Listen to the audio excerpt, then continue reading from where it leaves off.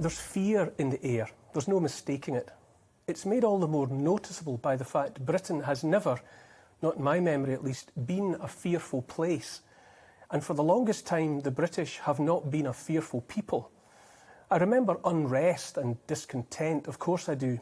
I remember righteous anger, but I don't remember the smell of fear. I say the strongest smell of fear, not just here but elsewhere in countries of the developed West, is emanating not from the ordinary people, but from the leaders.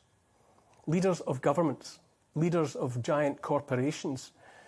There are plenty of frightened citizens as well, masked up and isolated, driven to distraction by months, now years of mismanagement, misinformation and propaganda, all of it combining to create a wearying, debilitating sense of constant anxiety and uncertainty.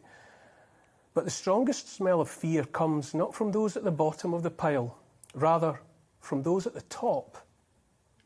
And what are they so frightened of, these governments and leaders? I'll tell you what, they're frightened of their own people. They're frightened of us, and there are a lot of us. It wasn't until the first decade of the 19th century that the population of the world reached 1 billion. It took another century and a quarter after that milestone for the head count to double to 2 billion, and then just 30 years to get to 3 billion. It's estimated that now we're adding an extra billion people every 15 years or so. There are 8 billion of us now, more people alive at once than ever before. More people means more and more pressure on all the things worth having, not just toilet paper and diesel, but freedom and space in which to live and roam. While the many queue and squabble over loo roll and gas for the tank, because that's where the mainstream media is goading us to look, the leaders tell us our troubles are all our own fault anyway.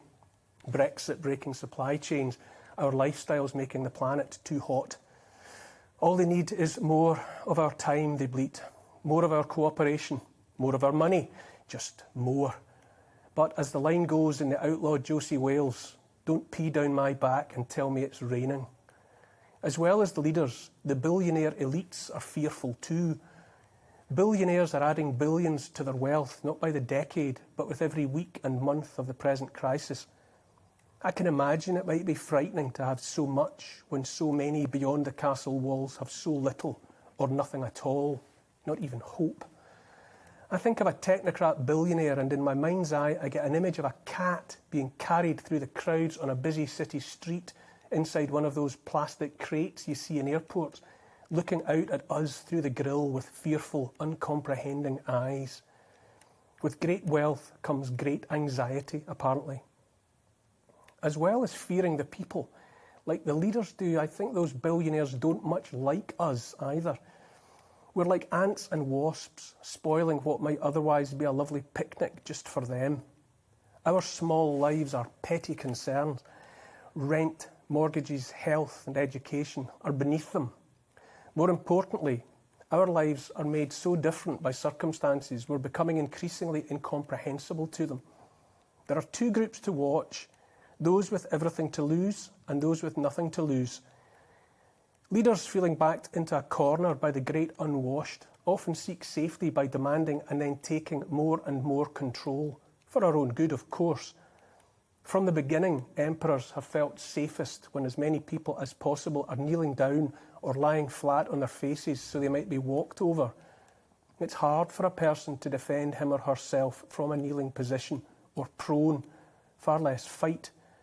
Fearful leaders need insulation between themselves and the people, and so prefer to hoard everything of value, food, resources, wealth, so they might dole out the crumbs. There's already talk of an end to money as we have known it, to be replaced by something virtual and digital you can neither see nor touch. Imagine a world where it's not you that decides how much of your money you can spend on beer or meat or a holiday, but an algorithm making that decision for you, for your own good. Fear makes the fearful lash out. Australia makes for shocking viewing right now. Black-clad enforcers dressed and armed more like stormtroopers than police and beating citizens with sticks, firing rubber bullets at them, kicking and kneeing them while they lie pinned and helpless on the ground, men throttling women. My family and I spent time in Australia. My kids went to school there and learned and sang the national anthem of those days.